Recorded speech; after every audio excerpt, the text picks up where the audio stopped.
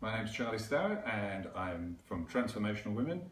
I'm at the moment interviewing Valerie Barrow, an influential and inspiring woman who is talking to me about all sorts of things from her life history, and we're drawing out very, very powerful lessons. And I believe we were at Sai Baba in India. You showed us this green ring, beautiful, that's right. beautiful stone. Yes. And you started to tell me about a manuscript there, Yes. which I believe he had on his lap. Yeah, he took the manuscript. Actually, there was a group and they didn't know I had the manuscript. They hadn't told anybody about it. But he suddenly turned on me and looked at me and said, "Where's my green ring?" And I thought, I don't want you to I don't want to give it back. Oh, sorry. No. Anyway, he smiled and beckoned to me. So I went and I was knelt at his feet, and he said, "Where is it?" And it was the manuscript which I've been hiding, actually.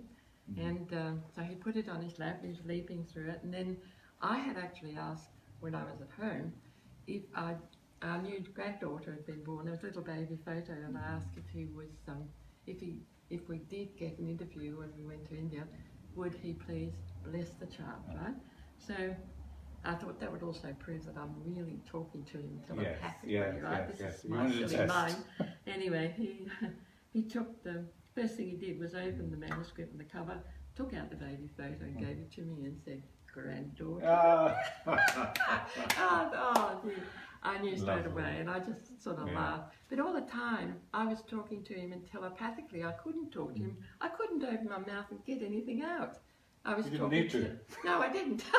I didn't at all. Anyway, he went through the pages and he said, God is love.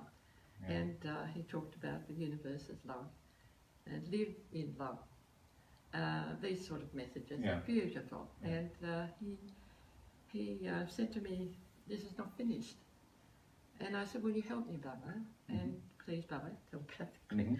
And he said, he nodded. And so when I went home, I actually thought, well, what is it he's saying is not finished? Anyway, so, and I realised then, after a time, I added a bit about the skin, the problem. I couldn't talk about it up until then, actually. And so then time moved on, and then I started getting, that's right, this Aboriginal man came knocking at our door. Very lovely man, actually, but at first he was a bit stern, and he came in the house and he said, "You have a sacred stone here."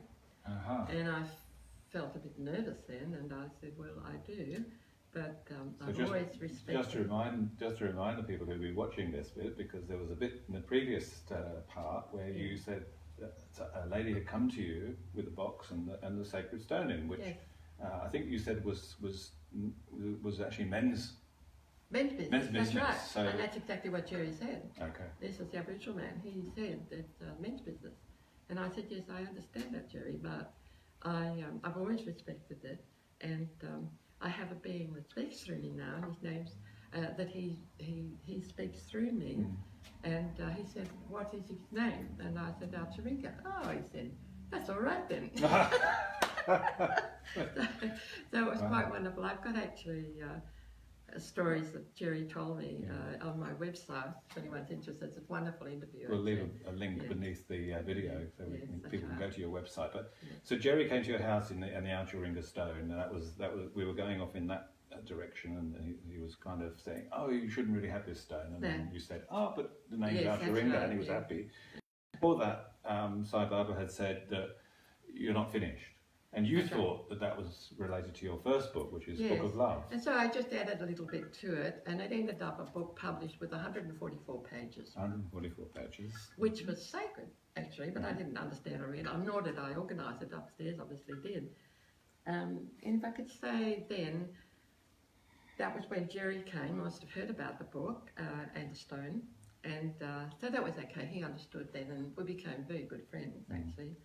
And my husband also, we love Jerry. He's moved on now, but and so coming from there, then, but before that, Jerry had, I talked to Jerry at that time about this these hieroglyphs that said to be drawn on stone in a place near Gosford, which is north of Sydney, and I've been there, and I know that the hieroglyphs are in kind of an Egyptian. Well, they look Egyptian. They look Egyptian. Yes, that's right. Yeah. And there is said that there were Egyptians that came to Australia well before the white man, thousands of years ago, actually. Yeah. But I think I think they came because they knew about the Aboriginal people and the story and the knowledge they have, and they were learning from them, actually. But that's debatable. So getting back to going there, Jerry said, well, I know where they are and I'll take you. Of course, we all jumped at that. Yeah. And there was about 7 of us that were all psychic mediums. And so when we went there, we were experiencing how you go into the area. First, Jerry showed us how to respect the spirit of the land. And you chew a little bit of eucalyptus leaf and ask it to come and throw stones to say we're coming, that sort of thing. And so we were welcomed. And when we got into where it was like the corridor, it was open then, but it has actually collapsed. But originally it was covered and it was a tomb. Anyway, we're all experiencing our different feelings about it, but to make a long story short, we all had a feeling there was something to do with star people, even though they looked Egyptian, and we felt that there was, actually, Jerry had asked me, would Alcheringa come through and talk to us while we were there, which he did. Yeah. And that's on my website too. Yeah. So he, at the time... So we're talking about Alcheringa, you held the stone. No, I didn't take the stone. You didn't take the stone? No, okay, I just... So you didn't need... No, I didn't need to. I've been working with him enough to say he said that he would come whenever he called, whenever I called him. Okay. So that's vice versa too. So he said that the hieroglyphs would mean many things to many people. And they weren't necessarily hard. We found out since that really the beginning of writings that the star people had started to teach the new humans, right?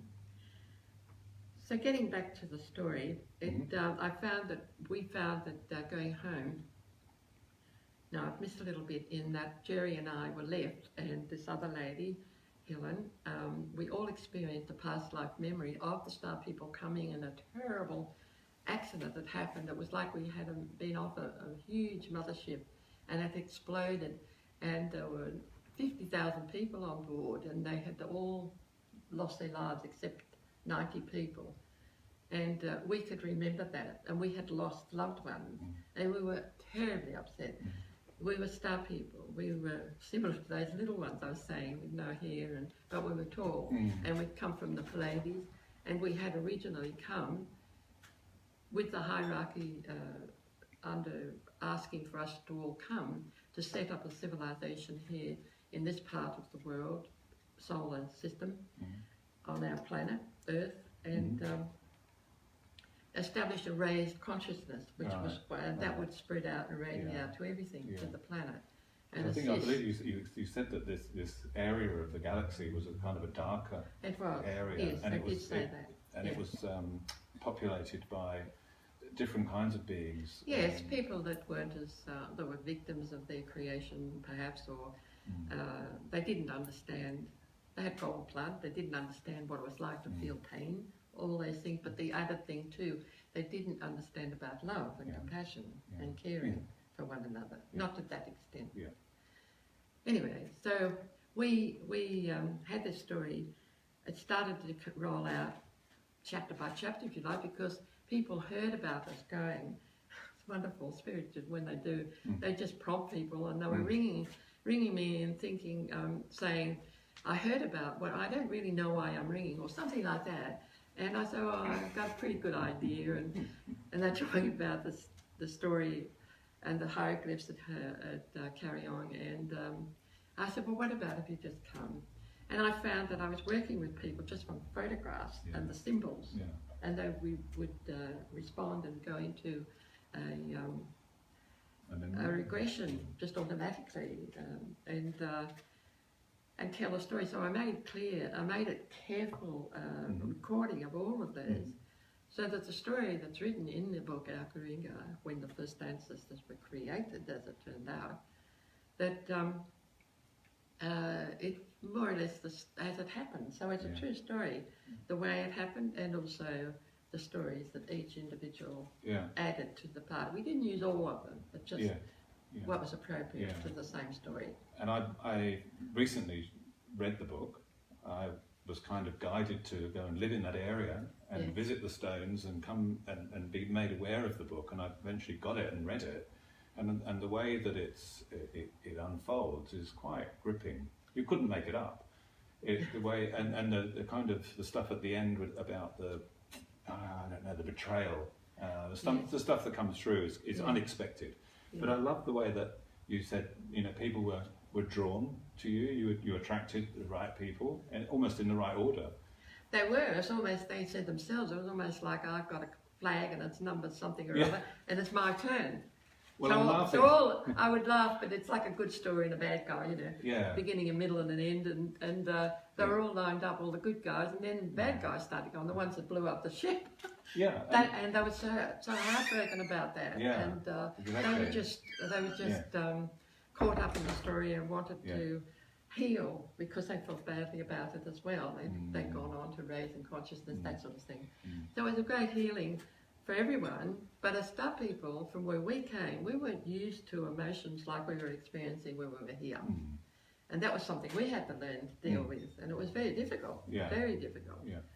So how many years are we talking about? Well, then it was said to be around 900,000 years. There's some people question that. It could be 700,000, whatever, because the time differs, you know, depending on where you're getting the messages from. Yeah. So it was a long time ago, but it was the beginning of the first human that started to come to Earth with a raised consciousness. But not only that, they had a soul. So everyone that comes onto this Earth now has a soul and it has a story, only a part of what they want to look at in this life now, and help just radiate light as they can and hold it on this planet, and help raise the consciousness of the whole planet and everyone on it, including insects and reptiles and animals and everything. Yeah, yes, yeah. everything. And so you mentioned a soul. Everyone has a soul, and I've heard you talk about an oversoul as well. Yeah. So what is that? Well, that understanding came later. Okay. So it's, but I just wanted to say about that, so that the book was written, and then Sababa did actually bless that one as well. Bless him. There was quite an honour. Yeah. And he called it the Buku, as much to say, this is it. And so that went on. So from there, after that, John and I were encouraged then to do a lot of travelling. And we did a lot of travelling, especially in Europe and England, particularly France, and had past lives in Egypt. I was encouraged to, when we went to Egypt, we visited the pyramids at Cairo. When we got off the plane, we felt we'd come home. We knew the place. And so when we were there, I also had a dream not to go into the pyramid because I would feel like, as if I couldn't handle it. So because of the clothing, you know, that sort of thing. I'm using words here. And but John went in, and I actually went on the outside, and I just found another place, walking up a bit and along the big stones that were on the pyramid. And then I stood and started to get messages from upstairs. They said they would like us, or me, to write about the past lives that John and I had together, and so many, and that to really concentrate on the ones that were well known in history, because that would make it more interesting, and also how everything flowed in and out as best I could, to help people to relate to the same things that were happening to them. They say that everybody has psychic abilities, but tend to brush it off and not take notice, you know, or just think it's imagination, when of course that's wrong, because the nation of images is everything. Yes, that's right. That's right. It is. Exactly. And I think, you know, you talk about past lives and how people are awakening up to that, and the soul that goes, you know, like a continuum all the way through. Yeah. And I in my experience, I found that, you know, my own experiences of past life, my remembrances come at exactly the right time. Yes. And just the right amount. Yes, otherwise right. it'll give you completely Yes, overwhelming. exactly right. Yes, and that's no coincidence, because we have the soul, which is part, you ask about the oversoul. The soul consciousness is linked to the oversoul, which is like a break, and that is what we raise into, connect to our oversoul. Okay. Which is really, I would say, the God aspect of us, if I can place it that way, or the force, or the consciousness, consciousness of who we are and where we have come from originally. And that's always guiding us. Yeah. Some people see it as angels, archangels, depending on the strength. So that is, and this is this other part of us that's eternal, it's infinite. It's hard to get your head around that, because in the life here on this earth, there's a beginning, a middle and an end, and it's not like that actually in the consciousness that we are. Yeah, I've come to understand that with death. Like when I was growing up as a Catholic, I understood that, you know, death, that was it, death, and then whatever happened after that, I've got no idea. But I had this idea of eternal nothingness, and that would give me a lot of fear. But now I've got some, you know, this understanding now that it's just a transition, and that's all it is. So when my father died, it's fine. It's not fine. It's painful, but you know what I mean. Yes. And so it's a different kind of awareness now that. Absolutely, you can actually communicate with our beloved. You know, it's very easy. It's very real. Exactly. It's just that they live in a different world and a different dimension. We can't really see them with our earth eyes, but we can certainly see them with our inner eyes. That's right. This is psychic abilities, and it develops. The more you accept it, acknowledge it, it develops, because it's subtle. And our soul is actually waiting for us to wake up and understand that more to us than what we are in a physical earth body. Yeah, exactly. And where I was coming to with that, with this kind of remembrances and connections with beyond this normal life, is that you're connected with other beings, if you like, whatever you. I'm not quite sure how you describe it, but you are connected with beyond this consciousness, this 3D world. Yes, definitely, and everybody is. I think if everyone was honest and looked at their lives, they'd be thinking, or they have had some strange thing that they couldn't explain, and that's why I say in a social situation where people aren't open to where we're talking, they'll ask me, you know, expecting me to say I belong to some sort of charity or something at my age, and they say, what do you do? And I look at them and think, how can I tell them? Well, I'm a medium, and I've got this unseen being that comes through me, and he talks, and sometimes he's like a man talking, he's sometimes, where I get lost. But it's real, and so I have to be careful a bit, and so I say, without being either ignored or think I'm crazy, I just say, well, I'm a medium. And most people can respond to that. Sometimes they lose interest. Others will say, well, they immediately open up and start telling me things that they weren't game to say to anybody else. Right. But everyone's afraid of being laughed at. And it's sad, because this is where we are. It is sad. We are really much more than our physical earth body. For sure. And I think also thinking about, you know, this waking up process, to many people who are in that kind of waking process, there's things that happen that almost seem impossible to orchestrate, but they're like synchronicities. Yes, absolutely, yes. People start to experience synchronicities in their life. I'll give you one good example. I was reading your book, and I felt compelled to contact you. But the synchronicities following on from that. Why was I living there? Why did I visit the hieroglyphs? Read your book and be here. I don't question that now, because I'm just guided to do that, and it's kind of like the part of us, like the right side of us, the right side of our brain, our intuition, is guiding us. And the more we can accept that. Yes, that's right. That's a download, by the way, because ideas, thoughts, inspiration, general feeling about knowledge of things that you can't quite understand how you know it, or you just intuitively know it, that all comes from another consciousness, and that's the soul consciousness. And that's actually the role the soul consciousness is playing, which is limited, because as we say, it goes on to the oversoul. But that's a transition that we make where it's happening more and more now. Yeah. For me, it's only just happened this year. Last year they were working at me. Can I talk about the oversoul and my experience there? Because it's like all the dots have come together, and I'm in the autumn of my life now, and they've asked me to write a book with all the books together. It's been too big, but they're asking me to overview really my work, and they've asked me now to talk about it from that place, which is coming out. Yeah.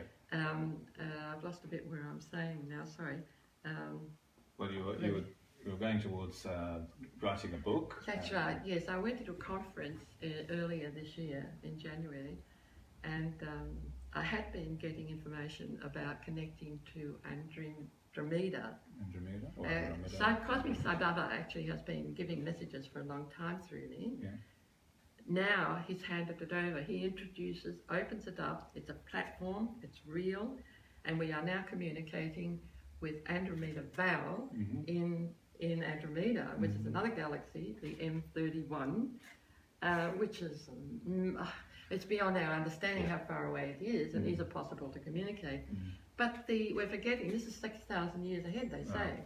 Now it's all it's in the future, but the people, if you think about it, star people have advanced technology from that place, and so it's hard to get a head around that they can store. But you know, if you think about in 1800s, for instance, we want to come from England to Australia. Yeah. We sent a letter. It took 6 months to get here in a boat. Yeah. Then it was another 6 months to get back to England, right, the boat. Now we can pick up the phone and we can speak straight away to them. Well, that's advanced technology. Well, we can do Facebook Live. That's right. And also if we go to the United States, for instance, they're 15 hours behind us. So we're in the future, right? As far as they're concerned, the thing is, that's where we're coming from. They've got that ability in technology, and it's hard to get around. Of course, we haven't got it yet. But it will come, because they said that they will give it to us. They have told us. I'm talking to Andromeda Val now. She's actually coming and speaking through me, and is really strong now because she speaks in her own language for a while sometimes. Yeah. And I had trouble getting that for a while until I went to this conference at Uluru last January, and I was sitting there looking at Uluru itself, and Alcheringa's always said he resides at Uluru. So that was nice. I was thinking about Alcheringa. And then I've never climbed it, by the way, the club. I just see in spirit above Uluru. So I was getting, and I asked if he would help me connect to Andromeda Val and allow her own language to speak. I don't speak any foreign languages. Then suddenly, I thought I won't record it, I won't do anything, I'll just let it flow. And it did. It came out, and she's speaking her language. I have no idea what she said. But she says that she's going to translate it for us. But it was beautiful. And then I realised that way back when Sai Baba gave me this ring, he said to me, "And what is your name?" And looking up at the roof or ceiling, then turned around and looked at me and said, "And what is your name, Val?" And I realised now, 25 years later, that was getting at Andromeda Val, who is, he says, is me in the future, 6,000 years ahead. Yeah. Isn't that extraordinary? It's incredible. It's incredible. I shake my head sometimes, but then, you know, it's real because it's happening, and they set up the platform, and Cosmic Sai Baba comes in, speaks in a male voice, introduces her, and then steps away and keeps the gate open for her to communicate direct to Andromeda. And it's real. I think this is just, you know, what you've done for me personally on a personal level, and what you've done through this interview has proved to me that, you know, you are a very powerful, not a very powerful woman of this earth, but also a very powerful messenger.